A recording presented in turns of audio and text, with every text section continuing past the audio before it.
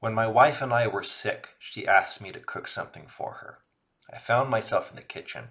I wanted to cook, but I also didn't want to cook.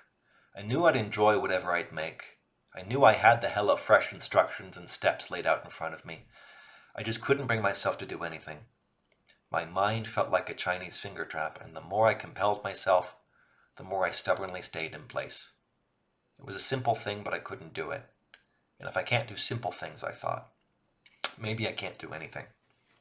A small problem turned into a big one. For me, small problems often turn into big ones. Small problems seem infinite because I don't know how to tackle them in more than one way. I could have warmed up chicken soup. I could have ordered DoorDash. But instead of choosing something else, I chose nothing at all. I just paced back and forth. I was a train stuck on the tracks. I could go forwards, but not backwards or side to side. I couldn't pivot or twist. I couldn't go left or right. There was only the meal, and I couldn't cook it. These roadblocks happen often. If a drawer is stuck, I push harder even if I end up breaking it. If I can't find a book on my Kindle, I often ignore the physical copy sitting right behind me. For me, fixing a drawer is pushing it, and reading books is reading them on the Kindle. I know in my head that I could fix the drawer's rails, or could walk a step to the shelf. I know in my head that going forwards often does mean going backwards. But something deeper than my head either doesn't know that and either isn't listening or can't hear. I stay stubbornly where I am. I stay stubbornly stuck what I'm doing. I've said before that I am where I am. It would be more accurate to say that I am what I'm doing, or better, I am where I'm going. And where am I going? To where I want to end up. To the kitchen, to bed, to work, to family, to success, to old age. Some of these roads are longer and others are shorter. Some might take seconds and others might realistically take centuries, but they all feel like something I could do in an instant. 5-year plans feel like 5-second plans. A year or two feels like a day or two. I therefore confuse small plans with big ones. Small successes therefore seem bigger than they should, and big successes seem smaller than they should. The same goes for failures. Messing up dinner feels like messing up life. Burning the rice feels like burning the world.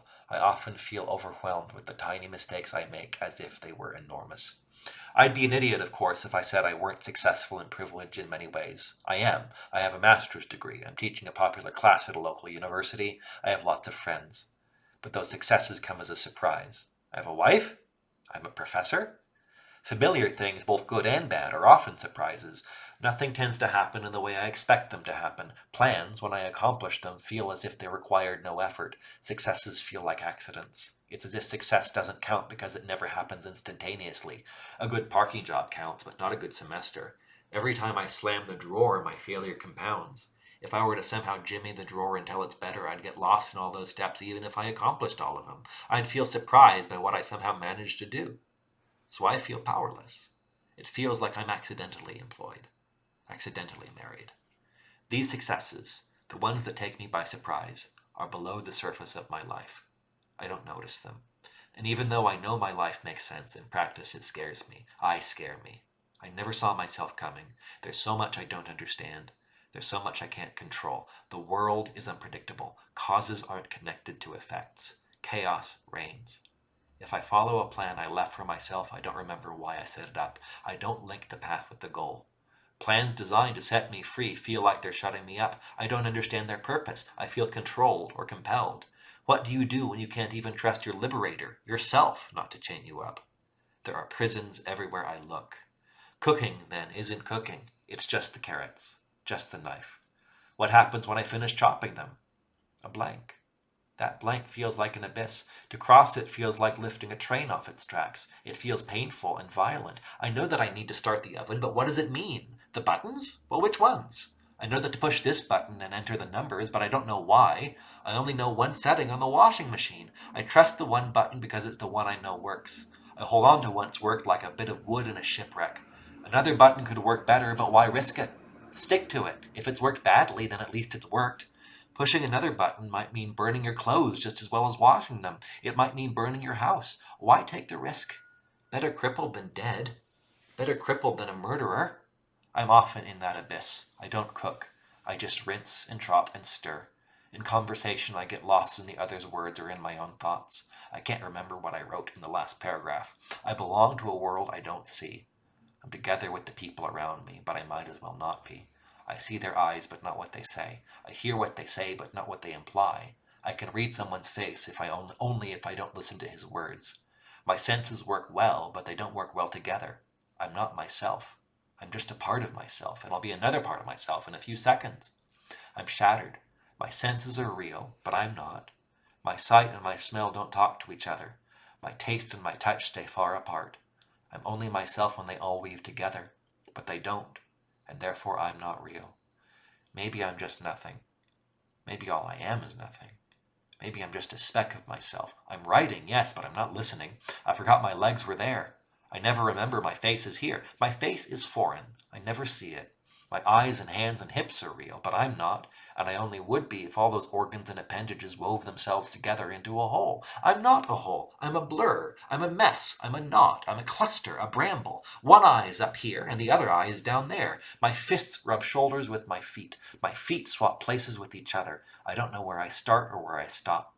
I don't know if I start or if I stop. I don't. I'm everywhere. Well, that or nowhere. Either way, there's no space for you. Either way, there's no space for me. There's no space at all. Just a tangle, a tension, a cramp. But, what if I could be all of me? I could untie the knot. I could prune the bramble. This foot belongs with the other one, not with the ear. Pull down the hand from over the shoulder. Pull up the nipple from the knee. Swap the hands. Center the chest. Smooth the skin. Put everything in its place. I can't move without pain when I feel the feet drifting from one end of my body to another. But maybe I could fix the feet in place. Every step feels like an amputation, but it might not have to. If I felt my feet where I found my feet to be, I could step well. I could step predictably. My feet could do work that I wouldn't have to. I could walk well when I trust my feet to manage themselves. I could cook well when I trust my fingers to chop. What if my fingers were as smart as I am? What if my body weren't a heavy backpack? What if I were its weight? What if that weight could move? I feel like fear is what breaks me into pieces like this. Maybe, therefore, fear is the thing that links all the parts of me together and links me together with the world. I'm terrified of life, but my fear of life is maybe my connection with it. What if my fear were my friend? Fear leaves a mark in me, but never an identical mark. The imprint of one panic is never quite the same as another. When I'm afraid of that panic, I don't notice the details. If I trust my fear enough to read its signature, I'd find that it would tell me a lot. Meanings live in life, but all those meanings tend to cluster into one for me: panic. Often, soft eyes and tight fists and loud laughter say only one word, and the word is run. But soft eyes burn a bit less than angry ones, and some laughters are more grating than others. Meaning lives in contrast, and so does life. Maybe I don't feel alive because all the meanings crash into a single monochrome scream. But in the scream there are shades, and in the shades there is comfort. Those shades would show up in me. I'd feel my fear more brightly with one person than with another. My boss would make it sharper and my friend would make it softer. One fear might feel green and another fear might feel red. The differences would grow clearer. The details I didn't notice would become more and more striking. The world would get more colorful. Shapes would stand out. I would poke my head above the blur I usually swim in. Fear would no longer feel like a good word. I'd like some of these shapes and colors more than others. I'd flee from that restaurant and find refuge in this one. I'd know where to go. I'd know how to get there. My fear would continue as the backdrop to my life, but that canvas would be newly bedecked with color until, maybe, one day I wake up and realize that fear feels stiff, that it hurts more than it helps, and I lay it aside with the relief I feel when I take off a backpack or untie my shoes. I'd feel peace because I'd remember fear is right where I left it. I'd know where fear is, and I'd know where joy is. They're stored safely. They have nooks and crannies and cupboards made just for them. They come when they're called, and they leave when they're done. Because I trusted fear, it would trust me. And fear, knowing its place, knowing its purpose, knowing its limits, would leave space for joy and laughter and love to enter in. Little problems seem big because I can't trust fear. Little problems seem big because I can't trust life. Fear is the face life shows to me now, but fear has many faces. But life has many faces fear is hiding. I am where I am because I resist the influence of life upon me. I identify with my surroundings because I don't let them in. I would feel like myself if I let myself change. I would be more real if I let myself risk feeling different. I wouldn't die. I would thrive. I am not my resistance to change. I am my response to change. This restaurant feels different from that one, but the way I feel at a steakhouse tells me as much about myself as it does about where I am. It affects me as I affect it. Life is well designed, but its code isn't stored anywhere. There are no instructions. It's a dance. It's a good conversation. It's an improvised melody. It's a poem, written in the white heat of inspiration. I'm alive despite my loudest screams. I'm real despite my complaint of unreality. I don't feel how real I am because I've made an enemy of big parts of myself. I've demonized fear and I've demonized life. I did both with a single, sharp intake of breath. I forgot that the white-hot intensity of my fear feels good. I forgot that it links me with life. I see your eyes and they radiate not just at but into me. I drown in you. You touch me and it feels like wiggles and ants squirm beneath my skin. I call this drowning and squirming fear, and I become afraid of it, but it's not fear, and it doesn't deserve to be afraid of. It's life. It's wiggling, ticklish, radiating, scintillating, overwhelming life. I can call it fear, but I don't have to fear it. Fear, too, is joyful. Fear is a friend. Fear is a part of me. As if I was too afraid of my eyes to open them? What hides in fear is an organ I've been too afraid to use. Fear conceals a kind of sight within it.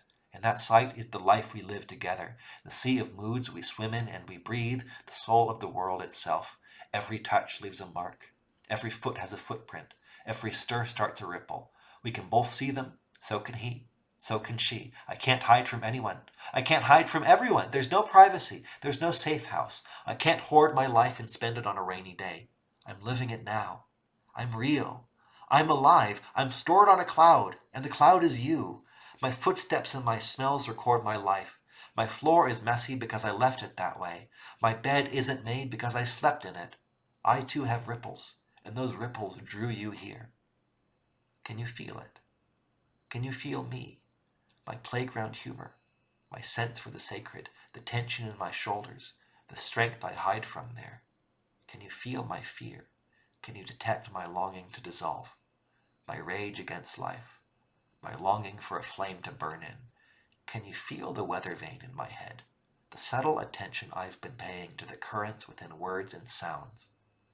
Life itself rushes through us like blood. Maybe we're afraid of the dancing heat that would infect our bodies and our minds if we gave in to it. Fear, too, is a door to life. Will you meet me there? At the door, alive and pulsing white hot with fear. Thank you.